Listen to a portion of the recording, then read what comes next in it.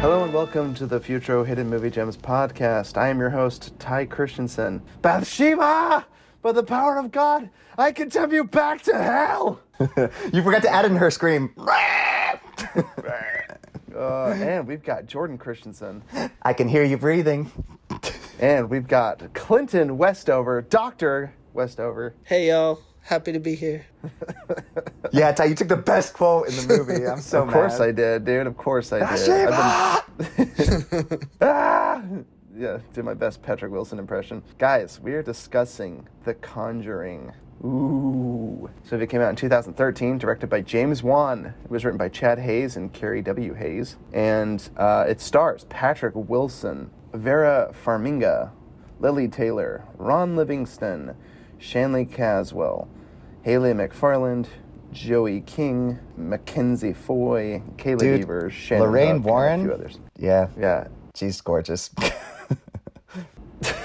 Wait, the mom? Okay. Which one? Yeah, I don't know who you're talking about. Lorraine Warren, she's the one her. Lorraine Vera Farmiga, you think she's pretty? Oh. I could say she's stoically she's beautiful, in Departed, objectively. Ty. She's the one that's the love Oh yeah, interest. I know.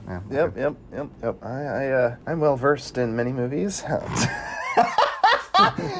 That is the biggest cup I've ever seen, Ty. It's my cup of tea. I'm feeling a little under the weather. It probably has something to do with my Moderna vaccine, but cannot confirm or deny it because if I do confirm it, you guys are going to get me banned from all the social medias. So That's how you know it's working, Ty. yes. If your body starts to reject it fundamentally, you know it's doing something good. It's beating that COVID. Although it doesn't even give you COVID. Whatever. Today we are discussing this movie. Let's get into what was it like watching this movie for the first time and rewatching it for the podcast. Let's start with you, Jordan. Oh, okay. So the first time I watched it in college, and I remember watching it at night, and I was so terrified to get out of bed. I just kept looking into my closet because it's super dark in there, and I'm like, oh my gosh, I was actually too afraid. Every time I glanced up to, I couldn't even move out of my bed. I was so scared. I'm just gonna wait till tomorrow morning to pee because I was so freaking scared. I'll just pee in the bed tonight. And then I watched it right after I had seen it the first time because I was just like, this is so well made. Like, it's just a very visually fun movie. So, and then I've seen it many times since. I've shown many people, and everybody I show always freak out at that scene where she's on top of the dresser. Holy crap. If that's not... I watched it with Sebastian, and Sebastian literally jumped off the couch, stood up, and screamed, "What the fudge is that?" I love it. And then rewatching it, obviously, I love it. It's just as freaky as it was. That scene every time gets me. I don't know. I just thought, I'm like, I can handle it this time. Of course, it gets me every time. Yeah. All right. I actually watched this the first time. Big brag here. Watched the first time in Costa Rica. Has nothing to do with why I was there or why I watched the movie. Lame. Yeah, I thought you were going to say you saw it in the theaters or something. No, I was just in Costa Rica, just living the high life, going bill fishing with my dad. And it was like, I guess, a trip that he takes each one of us kids on. We went to Los Sueños Resort, and I was watching Breaking Bad at the time. I remember all the shows I was watching at this time. So I just returned home from a 2-year mission from South America, and so I watched Breaking Bad like back to back while I had nothing to do. And then at night I was like, how long after did you watch this on your... How long were you home? Let's see. I came home in like January, and I think we left sometime in I'm just spring. wondering how sensitive March. you were. Yeah, it was like March. So it was like 2 months. I had already seen The Hunger Games, which really marred me. Like, that was one of the first movies I saw. Watching children kill other children is the most disturbing thing. More disturbing than The Conjuring. Straight up. It People that disturbed watch me. The I saw Hunger it when I Games, got home, too. It freaks me out. Like, watching these children murder each other. I was like, the first Hunger Games, dude, that is...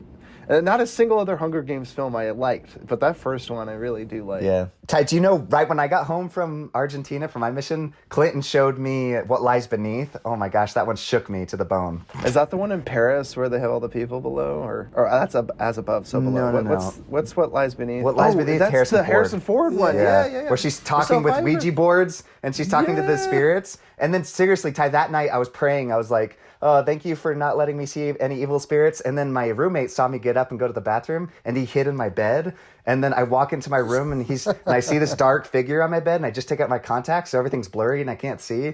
And so I'm so scared. I'm like, oh, it's probably just pillows. So I start to crawl to my bed. My roommate grabs me, and I was so scared. I thought a ghost just grabbed me. So I like threw myself into a ball, and then I kneed myself in the face, and I gave myself a bloody nose. And I could hear her laughing on my bed, and my roommate was there. He thought it was so funny. I love it. That is hilarious. Dude. Horrifying. Kudos to your roommate. That is terrifying. Yeah, kudos to Clinton for scaring the crap out of me. Oh my gosh. Dude. It's not the scariest movie you'll ever see. It's pretty lightweight. No. It is when you get fresh off of a mission and you learn about like evil spirits and possessing people and stuff. That's what you learned on your mission, right? That's why you serve. It's like, what do Latter-day Saints do on missions? Well, You no, learn I mean, about there's exorcisms. well, that was one of my questions, and I was going to ask you guys: have you guys ever performed an exorcism when you were on your mission? Nope, but my companion did. I was really grateful. The Lord is sheltering me. I'll put it that way. He is protecting me from evil spirits. But I keep hearing about all these terrifying stories, and I'm like, nope, not for me. Not for Yeah, me. well, So- because somebody in Argentina, a family we were teaching, they said that they had an exorcism that we needed to perform, and I called my mission president, and I'm like, shoot, do I need to get permission from you or something? Just like in this movie, you have to get permission from the Vatican or whatever. From the Vatican. The Vatican. So I thought I needed permission, so I called him and asked him, and he's like, well, assess the situation, tell me, go there, see how you feel, and see if it's actually legit. And so I get there, and Jordan gets there and his head turns around. he's vomiting, and I'm like, oh, shoot. Bed's levitating off the floor. Oh! And as you could see, she is bleeding from her eyes. Ah! No, I'm just kidding. No, so when I got there, it was none of that. We actually ended up baptizing the guy instead. So whatever spirits How he might have about had that? was gone. So That's amazing. Oh man, I have the movie playing right now. In the background is that scene where the girl jumps off the dresser, and I have it on silent, and it still is like, oh my gosh.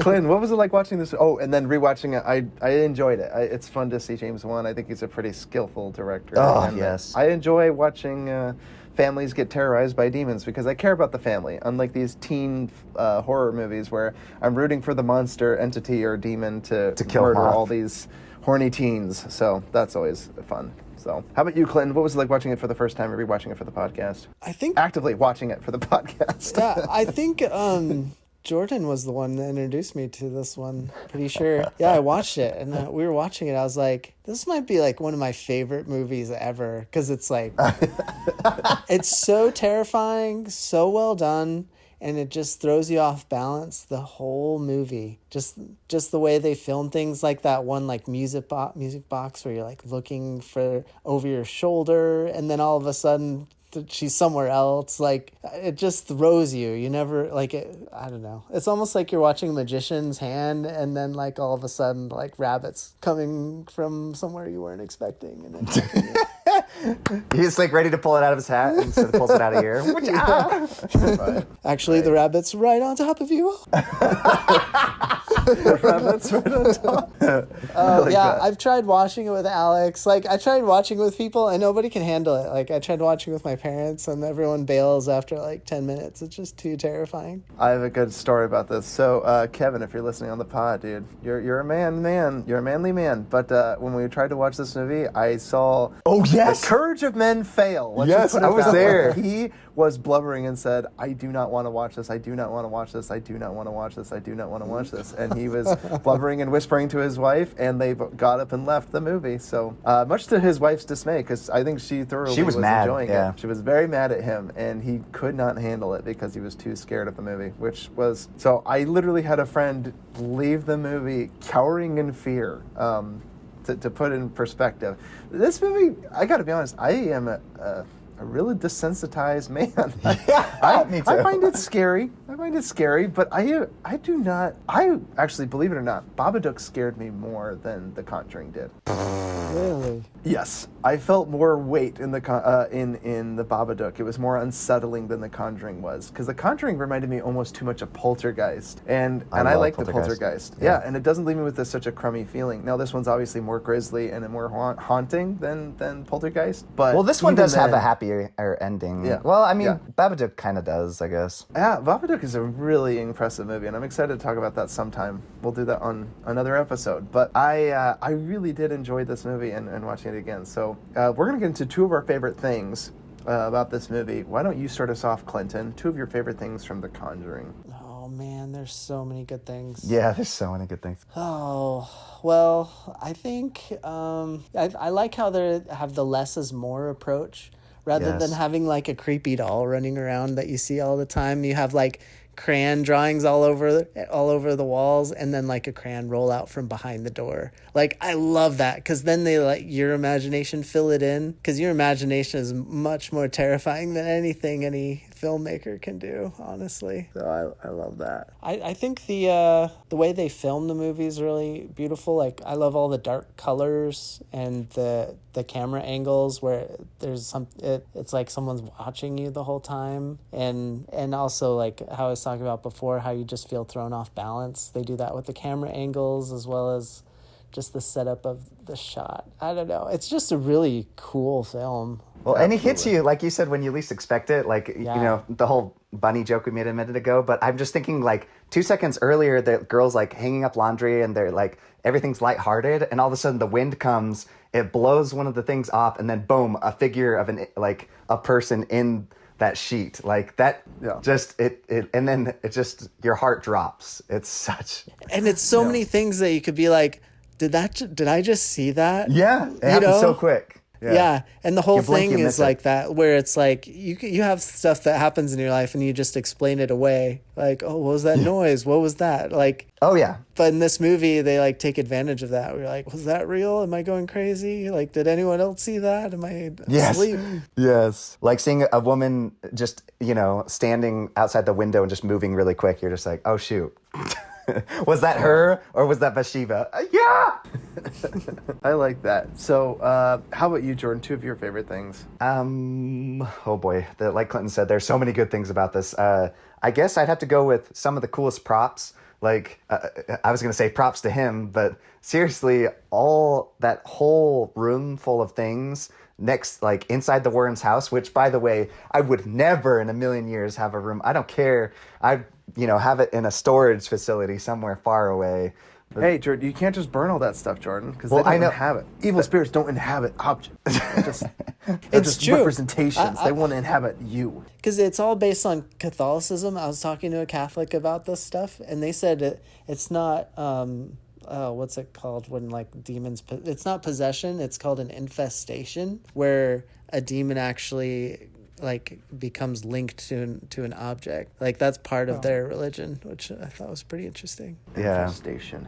Well, and I've watched all the like documentary stuff about like them actually going through the Warren, that actual thing. The doll obviously is more terrifying in this movie looking, but still when you see the documentary, when Lorraine Warren's showing the house, she's like, I can't even look at the doll. And I just felt all the hairs on the back of my neck stand up. And I'm like, because I was looking at it and she like looked away and I was just like, I just felt like I was looking into pure evil. Be looking at it. Yeah. Well, and it's I've read so many stupid things about this, but one of the things, and I don't know how true this is, definitely fact check it because I'm probably very wrong, but they do like people can go in and look at it, but they warn people like don't touch anything. And apparently somebody touched one of the items and then died shortly after. I don't know if that's true.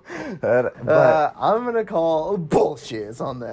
I know. I shouldn't be laughing because what if somebody did die, and I'm very sorry about that. But I don't care. Yeah, you deserve to die then because you didn't heed their freaking warning. I still wouldn't touch it for the fear that they have it like, I don't know, wired and jiggered so it would zap you to make you think it was haunted. I would be like, nope, it's not worth the scare. It's not worth the thrill. I wouldn't even go there regardless. Yeah. Like I can't believe I even watched the documentary. I just got this like overwhelming feeling. Like I'm just like, I can't watch this anymore. Yeah. No, So I would say my two favorite things. I really actually like the detective aspect of it. Ed and Lorraine Warren is like a family. What is she? She's like the only something. What is it? Like the only priestess or whatever they said. I can't remember what they said. Or he Oh. he was the only unordained priest that's authorized to give exorcisms, which I don't understand that if they believe anything about power and authority, but whatever. Which is funny. But I still like the whole detective work at the very beginning when they're like, here's the cases that we do. And then this title crawl comes out of nowhere and it's just like The Conjuring. And it goes, Ed and Lorraine Warren were detectives. I really like Yes, that. Like the freeze frame. The freeze frame when they're talking to their class and then all of a sudden it's like, oh, like it does almost immerse you into like a Netflix original would, where it tells you like the mystery, and it's like there was a case so heinous that it's been locked up until now. You know, it's like what? It's been I love under lock that. and key, and then they're like, let's capitalize on this. Anyway. The whole ghost hunter thing, I do believe in demons. I do believe they're real. But honestly, it's as much power as you give to them. So Yes. if you sell your soul, if you have tarot cards, if you have Ouija boards and you're summoning these things, you're going to give them that power. But in the end, I'm too much of an optimist and a positive person that I honestly think that good will always win out over evil. So I have no problem talking about these things, knowing that they're very real, but I don't take them that seriously just because in the end, I protect myself and block myself off from that stuff. So I enjoyed that. I just want to make that caveat. And then secondly, I love, my favorite thing of this movie is my favorite scene is just after they come up from the basement, which is a terrifying scene. And Lorraine Warren comes up and she like discovered the mystery about the mother drowning her kids or whatever. And then she's like, and she's possessing the child of the mother to hurt the children. And it's almost like an accusation toward the mother of the haunted house that they're talking about. Well, it's not a haunted house. I just call it the haunted house. And then she's like, or whatever. And then all of a sudden, all the crucifixes around the house like start trembling and toppling over. And then it goes quiet for a second. And then the daughter's hair like stands up and it's like literally getting lifted up. That scene literally gives me goosebumps every time. Just talking about it, my nipples are getting hard, dude. It's the craziest thing, dude. And all of a sudden her hair gets picked up and then she gets carried across the room and smashes into the glass. She's getting dragged across all the floors. That scene is just so incredible. The way the suspense was built up, you didn't know what was going to happen. They're talking about all these haunted things. They're trying to piece together the mystery. It's just such a climactic moment, you know? There's few movies and TV shows that get all of the right elements to really get your hair to stand up. So I love that scene. Is my favorite scene. My second favorite thing. Well, and so. I was just thinking, Ty, about how, going along exactly with what you were talking about, how he builds things. He is the master of suspense. Goodness gracious. Like when the lady thinks she hears something, she's walking down to the basement, but she's too afraid to go down. You're like, oh, you're a smart woman. Like, I love when he treats people like they're not complete idiots, you know, like she's just yelling at them. I'm going to lock you down there. And all of a sudden the door slams and hits her right in the face, knocks her down the stairs. And it's like, and then that ball comes rolling out, like Clinton says, the crayon kind of thing. It's just like, you don't, all of a sudden your mind starts running and you're just like, oh my gosh, just get the crap out of there. And she runs up the stairs and she's lighting the match and you're like so terrified. You're like, oh no, when is it going to show? It's gonna rush up the stairs. Yeah, it's going to run up the stairs. And then sure enough, it's right behind her and it just collapses. And you're like, ah! Oh man, and I love that they don't do like cheap jump scares, like you were saying. They build it up. It's not like a monster popping out like all of a sudden. Like it's not cheap scares. Well, the one jump scare that always gets me is when and it's not necessarily like a cheap one, but it's when the glass. It's just because it'd be like if you were walking around your house at night and everything's quiet, and then he just decides not to put in music, which is amazing, and then. That's when all the glass breaks on the wall. The photos on the wall, they break. That gets me every time for some reason. I know it's coming, and it's still so loud. And I would even classify, like, what I think are cheap jump scares are the ones that they play really loud, shrill music that aren't involved in the movie. Now, they do it a few times in this movie, but to your credit, Clinton, like, let's just talk about the very ending, for example. At the very end, the little spindle carousel music box, it's spinning, and it has a little mirror disc, and you're looking into it trying to spot something. But there was no jump scare at the end. Oh. It was just very calm, peaceful, zooming in, and you're pulling away. I know. You're afraid something's going to happen. And it never does. And I'm like, kudos to James Wan, because honestly, it was more unsettling, the idea that something might be there. And every time I watch it, I'm always like, I'm going to look closely this time and see if there's like a figure there. I'm too afraid to look too close, though. I don't want to see anything. Yes. So that actually reminds me a lot of like some of my favorite filmmakers. Like Alfred Hitchcock did an amazing thing where when in the original film of Psycho, he actually had several film reels that overlaid, what's his face? The psycho. I can't even remember his name. I'm such an idiot. The main villain. They actually overlaid his face with the skull for like 1 or 2 frames. So you can actually see like, right as it transitions from the creepy scene where he's like, he wouldn't even bother to swat a fly. I don't know if you know what I'm referring to. But several cuts of the movie, Alfred Hitchcock put in, like, over the film, like a skeletal overlook of this guy. And some of the film reels he didn't. And so some people would walk away from the theater being like, there was a skeleton superimposed over the guy. And then other people were like, I never saw that. Like, that's Alfred Hitchcock, dude. He was punching with people. He's like the original troll. And that's what I love about this movie is, like, James Wan takes things that you're like, okay, at the end there's a giant scare or there's going to be this reveal about some character or, like, set up the sequel. And in the end, they just end it and the movie's like, oh, like, it's over. And then, like, all of a sudden they announce a sequel. But they already announced the sequel earlier on when they said the Vatican approved the exorcism. This was after the fact. And then they're walking out and he goes, there's a case in Long Island that they want us to look at. And I was just like, that's where the sequel comes in. And the sequel was pretty fun. Nowhere near as good as this one. Yeah.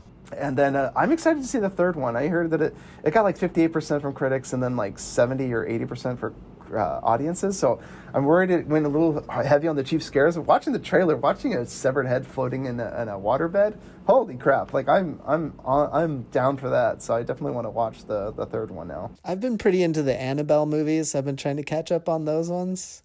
And I didn't watch any of the Annabelle movies yet. Jordan told me they were dumb. I saw the first one. It actually messed with me.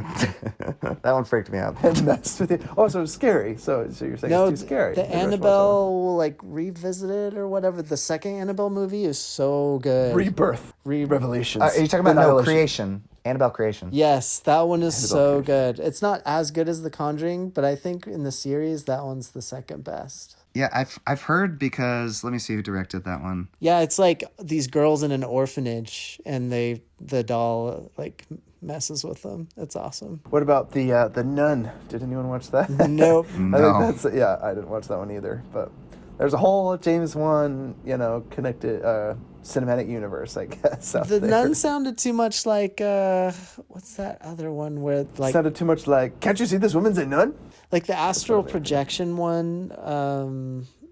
Okay. I do want to see Annabelle Creation. I started that one, but I haven't finished it. That's the same guy that did the short film titled Lights Out, and then he made a movie Lights Out and Shazam. Lights Out. Yeah. So I'm actually very interested to see that. I heard it was pretty good. I just, I kind of heard it was. I do like the actress. Wasn't it the redhead that was in Lord of the Rings, right? The one that likes Aragorn, but Aragorn can't like her because he's devoted to Liv Tyler. I don't know. I don't know what I'm talking about. I'm pretty sure it's the same actress. Anyway, Esther Mullins. Yes, that's the one, Esther. So let's get into nitpicks or questions that you guys have. I always like to identify the worst decision that was made in this movie. Do you guys have one of the worst horror movie decisions that were made in this one? It's hard because I don't think there was too many poor decisions made. Like you said, Jordan, the one where it's like, oh, don't go in the basement. It was pretty clever that she wanted out immediately, but then the door hit her down the stairs, so it allowed for that scare, and then she's immediately scampering up, just like any normal, rational, sane person would. If there was something in the dark that threw a physical object your way and there was no one else in the basement that you knew about, that is a terrifying scare. And so she reacted appropriately, running up the stairs. I just always like to identify the worst decision that was made, and I don't know in this one. Yeah, they even talk about why didn't you just leave the house and never come back? And they're like, well, I bought the house and I don't have any more money. That's kind of stuck here. Yeah, and how do you explain? Yeah, I guess you could try to sell the home, but it's a lot like that, where it's they explained away a lot of the what I would call gaping plot holes, but they did a good job at being well, it's not necessarily the thing that's being possessed. It's not this thing, it's not this toy. Because you would think oh, your child found some creepy object, get rid of it, destroy it. But they mention it very clearly on in the movie that it's not the objects that are getting possessed, it's the people. Yeah. So one thing I would suggest is when she's freaking out and knocking, clamoring on the door, and then as soon as she gets there and the door unlocks, she's like, oh, I'm fine, everything's fine. I'd be like, no, I'd have been no, you were panicked and freaking out in that room, and now you're saying everything's fine. Get the exorcist right away. That way, I think, is the dumbest movie decision, in my opinion. Anytime someone's screaming and panicked for you, needs your help, and then no longer needs your help immediately when you open the door, because they're obviously possessed or something, I would just say that's the dumbest movie decision. Call the exorcist right away. Get that person under lock and key, Yeah, Nick. Monitor their behavior. Sorry, when I watched this with Nick, from the opening scene, when there was, the dog was, whining and wouldn't come inside, he's like, move. He's like, what are you doing? Leave this house. He's like... Yeah, right. Yeah, but to their credit, like, yeah, it's like, why doesn't the dog want to go inside? Is it always supernatural? Yeah, that's a hard one to say because I've obviously never been in a home where my dog refused to go inside when we moved into our home. Definitely didn't have that problem. Came right inside and peed all over the carpet. So like, I guess it depends on what they knew about their dog at that point. Because I'd be like, why doesn't she want to come inside, right? And then you find the dog dead a day later and doesn't appear to be gored or anything. I don't know what killed the dog. I guess the demon did. Red flags. That's all I'm saying. There's big red flags. Yeah, because I was a little curious. I thought like demons couldn't do as they do a lot of things in this movie. Like I was just surprised. Or do you think they possessed people to kill like the dog? Because I was like, that's the thing. See, it's kind of one of those ambiguous things where it's like the one that knew earliest on that there was something wrong dies. Like that's a horror movie trope. But the fact that it was the dog and we don't know how the dog died, like you see the dog lying dead outside. I don't see any blood. I keep watching it all over and over. The dog's just laying there, so it's like, did it get possessed? Did it kill itself? Yeah, that's what I was wondering, if the dog was possessed and then killed by the demon that way. Right. Maybe it took over because dogs are weak. Stupid dog. Dogs deserve to be infested. Or what was the term? Infestation. Yeah, well, if it goes back to like objects. biblical stuff, like the pigs got possessed, I wonder if they're... That's right. Christ cast out the demons and threw them into the pigs nearby. It's like, oh boy, poor animals. Oh man, animals get the short end of the stick every time. It's crazy. that would suck to be that demon stuck in a pig. So let's get into any other questions or nitpicks you guys had. I have no nitpicks. This film is seriously so well done. It's very well done. It's like nice to be treated like you actually care for characters because they're not complete morons and stupid kids, Yes. I would say also kudos to what's his face, the dad. I always think of him as the guy from Office Space, Ron Livingston. I always forget that's him. Like I know. He disappears in the role. Good on him. Like he does not carry that baggage with him. Maybe it's just the hair or the '70s getup. I don't know. It really throws me for a loop. So that's pretty impressive. And I would say I really like this. This was actually the first movie that turned me on to Patrick Wilson as an actor. I really liked him playing Ed Warren. I think he was really cool. And he demanded a lot of presence. I didn't see him in too many things after this or before this, and now I'm like, Patrick Wilson's on my radar. I know him by name. So it was this movie that did it for me, because now I'm like, hey, he's a household name. I got to remember that guy. He's not just the guy from Conjuring. That's Patrick Wilson there. All right, respect. So let's get into quotes. What do you guys have for quotes from this movie? He just built up a lot of great suspense moments by talking about certain things. He's like, I just like when they present something, but also the music comes in, has those like horns and stuff. Like the part where she's like, what he says, they weren't trying to possess your doll, they're trying to possess you. And then all of a sudden it's like, I just like those moments. Or when he talks about the 3 steps, what was it? Is it infestation? I don't know. And then possession was the third one. It was like infestation. Infestation, realization, and exorcisation. I don't know all the steps. I can't remember them. I should know the quote better. I liked that at the end when he was like, the devil exists, God exists, and for us as people, our very destiny hinges upon which one we elect to follow. Which kind of goes back to my thesis about demonic possessions. They're real, but it's only if you allow for them to come into your life. So don't let it happen. Throw away the Ouija board. Throw it out. Okay, so it's infestation, oppression, possession. Oppression. Dude, demons were being oppressive. What? Oh, yeah. And what was the 307 again? It was like a mockery of the utility. Yes. Well, no, that was the 3 knocks. And then it kept... And then all the clocks... Okay, so Ty, every time it gets close to 307, I'm like in my bed asleep because I'm like... if I'm ever staying up at 3:07 in the morning. I don't know, sometimes I'm editing or watching movies, and so I just like, if you ever binge watch a TV show and you're like, oh crap, I'm not gonna be able to sleep tonight, and I keep watching it, all of a sudden I look and it's like almost 3:07. I'm like, I'm in bed, I'm asleep. For some reason that always scares me. Hey, wait, Jordan, shut up. What is that behind you? Stop! You're not funny, you stupid idiot. That's not funny. I don't think that's very funny. It's too easy. No, it's not funny. That's how Nick got kicked out of my apartment. He was kind of freeloading, but when he was there, he kept making those jokes at night. Because we just watched Insidious, which is also by James Wan, which he always makes the most terrifying movies ever. And he was doing that sound of the little tick, tick, tick, the piano thing. He kept making that sound. Oh, metronome. That's the one I was quoting. Yeah. And he's like, oh, I see something in the corner of the room. All of a sudden I start screaming, like hysterically. And then my roommate called whoever owned the apartment and he complained about me. They came over and then found a bunch of stuff and Nick got thrown out. Because it was school campus and you're not supposed to have alcohol. Jordan, what do people call you? We've been called ghost hunters, paranormal researchers, kooks, wackos. But we prefer to be simply known as Ed and Lorraine Warren. Yeah, I like that whole intro. I like them talking to their class. There's so many people taking their class. They're all interested in demonic possession and stuff. What exactly do they study, and what can you major in? Can you major in, like, demonology or something like that? Paranormal research. Maybe religion. I don't know. Maybe they were just coming as guests to teach. I don't think they're actual teachers, Guest are they? Speakers, yeah, maybe not. In real life, all I know is that they might be grifters. Sorry to say. They might be grifters.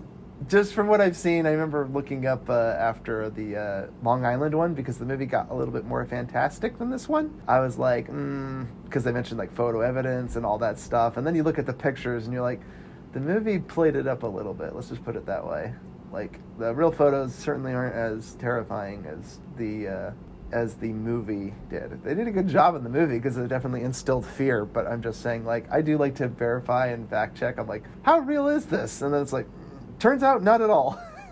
Yeah, no, it's Which is obviously he's dramatizing the whole story. Right, But right. It is funny though to see those like interviews with the real family, like the trailer. Ty, did you see that? And they're like, oh man, we've been sitting on the story forever, and it's just like, oh my gosh, this is the scariest thing I've ever heard. Why? Yeah, it's like it was so malicious and evil we can't even talk about it. It's like, yeah, I get the appeal, like, and it's well done. It's like when you watch Fargo, and it's just like, this is a real story. Only faces, names and places have been changed for out of respect of the dead, and you're just like, oh my gosh. And then you look up and be like, it's not real. None of it's real. It's just an amazing thing to put in front of your movie. Why not?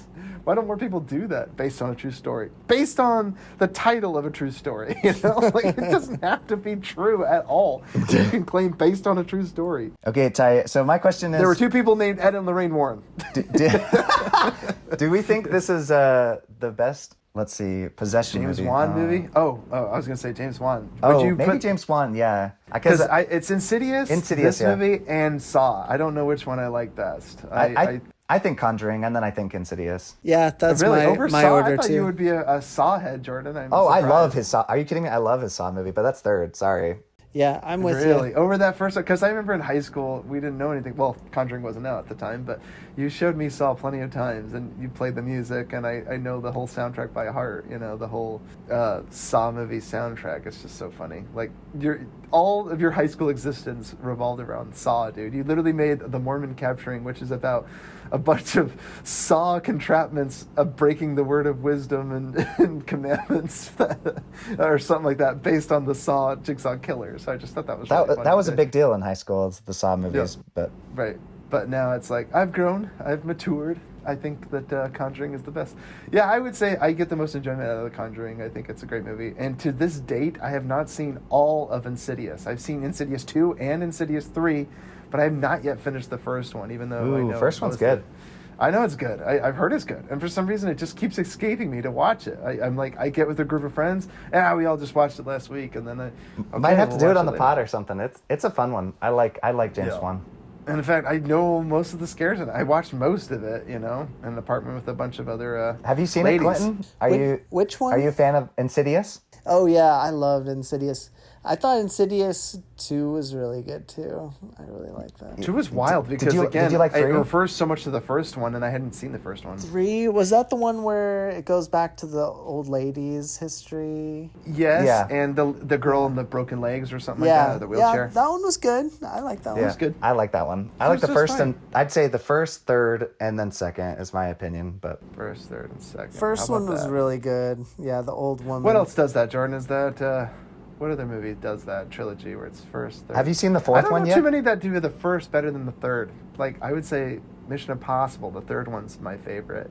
Then it goes first, then I guess second, which I still haven't seen. Again, what is it about the sequels I haven't seen? The second one's not Mission great. Impossible, yeah, It's you can skip garbage. it. Yeah, it's just heard as garbage, so I won't Yeah. watch it. Yeah, other quotes from... Or, Well, Jordan, no, you I wanna was just say gonna say it's amazing that they created a whole universe after this. Like it's like it's such a good movie that they created like a ton. But to be of fair, movies. when I hear that about horror movies, I'm like, horror movies are at a dime a dozen. You can make horror movie is so great because it's cheap filmmaking, and it's a great return. It's like if I were a director, I would first direct a horror movie because it's by far the easiest thing, and your budget can go a lot farther just because in the end, you can just not show it, and it's scarier than actually showing it. So just pull a Jaws and don't show the shark.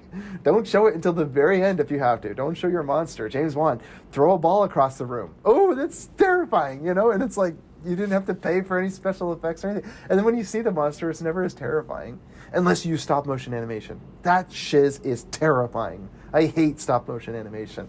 Still have nightmares from Beetlejuice. Yeah, that's right. I'm not afraid of Conjuring, but I'm afraid of Beetlejuice when he's a snake and he's terrifying all those people living in their house. Stop motion animation, dude. The claymation stuff. That unsettling, creepy, twitchy movement. That freaks me out, man. That is of the devil.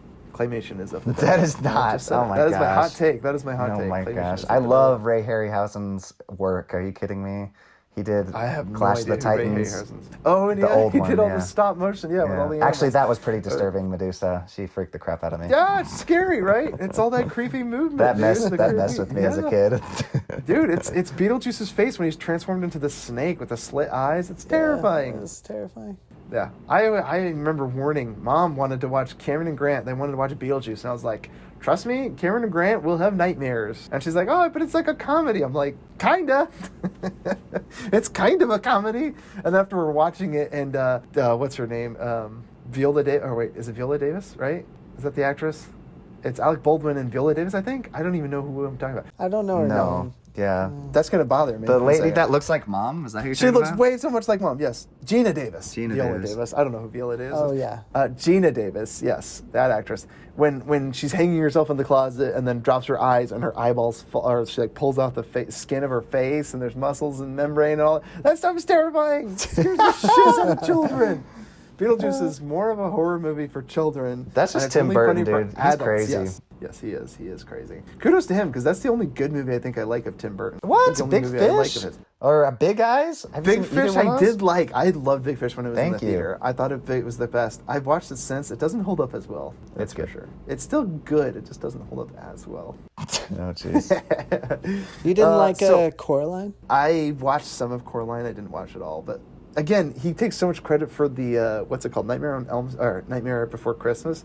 He was like what, a director or no? No, He was he a produced it or producer, something like if that, that. yeah. Yeah. Sure, true. But yeah, he was removed from who was it that did Nightmare Before Christmas? I don't even remember. It was like Zemeckis or something. Anyway, so other quotes that you guys have from The Conjuring? It's not really a quote movie. Yeah, for sure. There's really not all that much. But yeah, it's great, good setting up of horror. So I liked it. Let's get into, would you recommend this film? Let's hear it. Would you guys recommend this film? Yes, this is a great horror movie. I know it's rated R, but honestly, it ain't more terrifying than anything you see in Insidious. It's not anything more gory or horrific that you see in... Yeah, I checked why it's rated R. It's literally for disturbing images. That's all it says. Yeah, and it's horrifying. It's haunting. I get it. But it's like, this isn't any more disturbing than The Sixth Sense. Like, that's just my point. Like, a lot of these movies, it's like, oh, it's rated R, so it's much scarier. It's like, Insidious was just as terrifying as The Conjuring. Really. Like, if not more so, depending on what your cup of tea is. If you're terrified of hauntings and demons, like, this movie will terrify the crap out of you. And you like watching, teen slasher flicks because they don't scare you. Yeah, you're going to have a very different emotional reaction to this. It's a very niche brand of horror. The haunting, the demon, this one does both. It does the haunting ghost element with the exorcist ending, which is terrifying in and of itself. That scene where, she's tied up with a bedsheet and they're trying to excise the demon out of her. That's a terrifying scene. So, goes part exorcist. Are you talking part about when haunting. her chair slowly starts to lift up and then flip upside down? Oh my Yes. gosh. And then she like vomits blood into the sheet that's draping over her. And That's then when you terrifying. see a glimpse of Bathsheba through the sheet, oh. All the viewers out there who were on the fence about still listening to the podcast, they have tuned out. They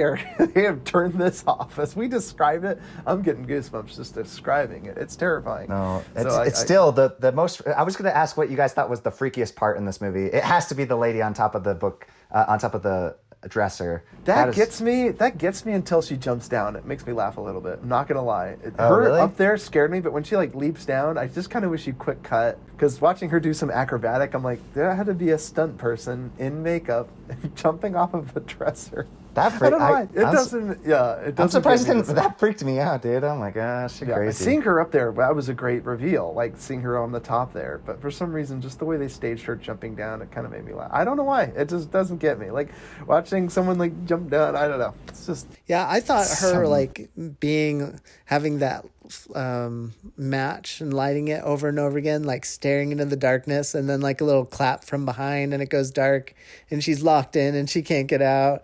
Like I thought that whole scene was just so freaky. Like, Ugh, Yeah. I'm getting chills just thinking I know. about it. that one's great, and I also love when she falls through the floorboards and she's Yes. in the basement, and then the hanging, and then the feet are in view, and then the like turns and then floats at her. That freaks me out. Like that was really well staged. How they got the feet to like come at you. Like it's so unsettling. Like dead bodies falling against you is terrifying enough, but like floating dead hanging bodies, like that's just too much. It's just too much. That's a great scene. And then the scene I mentioned with the whole crucifixes falling over, and it immediately precedes her being in the basement. So like I said, that is like a roller coaster ride of like 10 minutes of just scares. Like throughout that entire scene, from the basement up to the main level, where they're talking about the mystery, the murdering, the drowning of her children. That's super disturbing. Then all the crucifixes fall over, and then the demons just like not even trying to hide at this point, just dragging one of the girls around the room. That's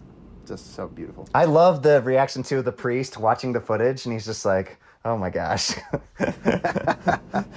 Yes. Would you recommend this movie? Yes, I recommend this film. Watch it. Test yourself. See if you're as calloused as I am, and he doesn't. I don't know. scare Only you. if you like horror movies and you're okay with like demon possession stuff. No, watch it if you don't know anything about horror movies. Watch this one. Just expose yourself. Just reveal what kind of man you are, Kevin. This Reveal one, what kind of this man one you messed are. me up, Ty. I don't know. I don't want to watch this. I don't want to watch this. I don't want to watch this. Love it. Love you, Kevin. Hope you're listening. Clinton, we end every movie podcast by sharing movies that we've seen lately and movies that we're looking forward to seeing. What have you seen lately, man? Let's see. Oh, I saw The Mitchells versus Robots. That was so funny. Mitchell's versus the Machines. Machines, Get it yeah, right, please. versus Machines. That was so funny. I love that movie. Great movie. So funny. Was it off of our recommendation, Clinton? Alex said, yeah, it must have been you guys. I told Alex to watch it. Yeah. Yep. It's a good film. It's a good one. Yeah. Let's see. Other movies. Yum yum good. Yum yum. Yum yum good. Yeah. I saw Mr. Peabody and Sherman. That one was so. Was that the dog, the smart dog one? Yeah. The smart dog one. Yeah. I know. I was looking at the reviews. They're through the roof. I'm like, why is the reviews for this so good? It wasn't that great. I was kind Dude, of watch bored. Paddington 2, Clinton, if you haven't seen it. Oh, yeah. Paddington 2 is amazing. Paddington 2 is the greatest kid movie of all time. I feel like there's something coming out that I was excited about, but oh yeah, The Conjuring, the new one. But other than The that, third one. Yeah, I know. The whole point of this podcast. There was some other movie. I love it. Clinton, do you have a social media presence or anything that you want people to... I don't have a social media presence. Good. We're bringing on terrible guests. We should probably bring on people that are more popular. Yeah, I have an Instagram that I posted on like once or twice, and Facebook I post like once a How year. about that? That's what I'm talking about.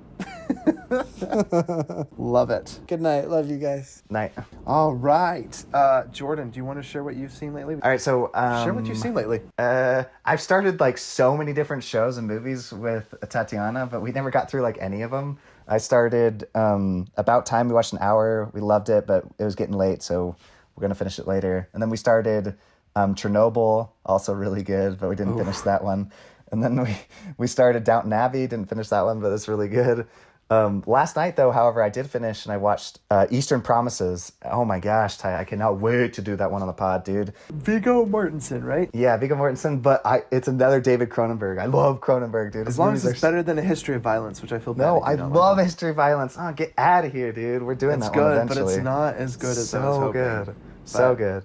It did take a big swing. Yeah, it was I swinging mean, for the fences for sure. I love the beginning. Honestly, as an Yes. incredible start, but yes, I agree that the ending is More Ed Harris, man, please. More Ed Harris. He was so yeah.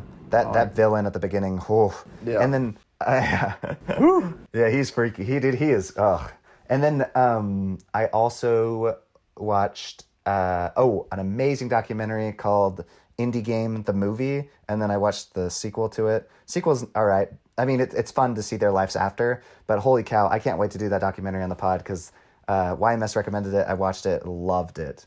Such a crazy good documentary about indie games. So nice. So I watched. Oh, are you looking forward to seeing anything? yeah, I was considering going to the Conjuring, The Devil Made Me Do It in the theaters, but I might wait till it comes out, or it's on. Save your money. I know it was on HBO Max, so I was like, maybe I should just watch it from there. Create a new email so I can watch it for 7 days for free.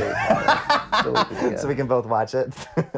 Dude, I live my life just creating new emails and not giving any of these evil corporations my money. It's crazy. Yeah. The sacrifice must be made, though. The sacrifice must be well, made. and I was planning to watch it before the podcast so we could talk about it a little bit at the end, but I wasn't, because like you said, the critics kind of trashed it, so I'm like, I don't know if I want to watch it now. Trashed it is being, well, again, it's 58%. Now, that's nearly fresh. That's 2% away from fresh. That's true. So I'm torn because I think I'll enjoy it, and now that I have that expectation, I might enjoy it more than, say, I would have before seeing it blind, but I always like getting an idea, especially when it comes to horror movies, what the critics rating and what the audience rating is. Trusting Rotten Tomatoes because after watching what they did for Army of the Dead, I'm like, what's going on? Are people so desperate for movies like they're willing to give them any rating? Well, in the end, like I said, I struggle too because in the end it's still a C rating, like a C rated film. I don't want a C grade, like letter grade. If I was in school, that's like abysmal for me anyway. So like a B or an A is what I want. I want 90%, I want 80%. Yeah. That's a good film. But like if it's 70%, it's like, yeah. Like I was blown away the fact that the critics gave that such a high rating. I was blown away. Like, I was like, there's nothing nuanced about this movie. Yeah. Straight up. Nothing. There were so many problems I have no with it, problem too. admitting that either. Yeah, there were so many problems with it, too. And so that's why I'm just problems. like, what are people seeing that I'm not, you know? And in the end, like, it makes me laugh because I actually have in the back of my mind, they point out, like, oh, there's robot zombies. Like, let's address that. And it's like, I think hindsight will be 2020. I think Zack Snyder will take all these criticisms and I think they'll fix it in the sequels because they've already planned a second and third. And sometimes I'm torn, but in the end, I like what someone said.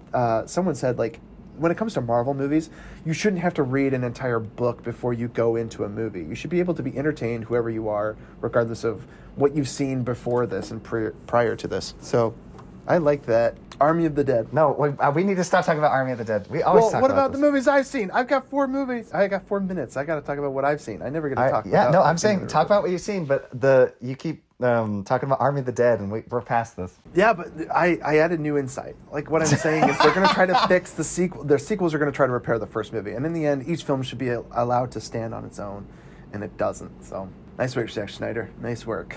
You went back. Well, I think James Wan did his job, Ty. box. If you jumped seeing your wife down in the basement, he's making you He paranoid. did his job. I'm terrified, yeah. So, I watched a movie called Don't Tell a Soul. Stars Rainn Wilson. It's got the kid from Dunkirk. That's all I know him from. The main character kid. And one of the kids from It. Oh, yeah. And what did you think? So he's being chased by a cop, and then he falls into a well, and they're like, the kid has a moral dilemma of telling someone about where that the cop fell down the well, and then you find out that the cop is not a cop, he's impersonating a cop. Yeah. Big spoiler alerts here. But like, I was surprised with the decision about the little kid releasing the guy.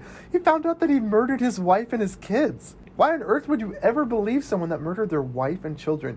That is a calloused human being. I don't care what the wife did, that the kid justified that he was, justified in his actions. Like, any guy that kills a wife, a woman, and innocent, defenseless children should not be trusted. So I did not understand his decision to bring him out of the well and then punish his brother. That was super weird. A few twists and turns there. Very strange film. I have so many questions. Yeah, I'll definitely right? review on the pod. I was just like, there were so many like.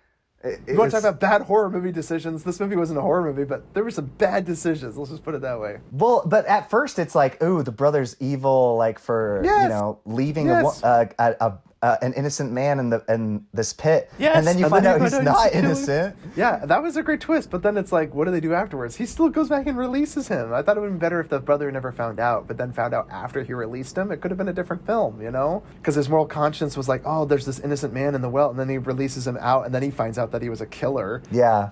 It would have been a morally, and then he goes on and murders other people. It's like, oh my gosh, that would have been a terrible, reprehensible movie, because it's like, oh, it's like the Rick and Morty dilemma, right? Where it's like, you go through all this trouble to save someone, and it turns out all these people died to save this one person, and this one person that you saved is literally poised to destroy mankind. You're like, oh no, now all this sacrifice that I made for this bad person.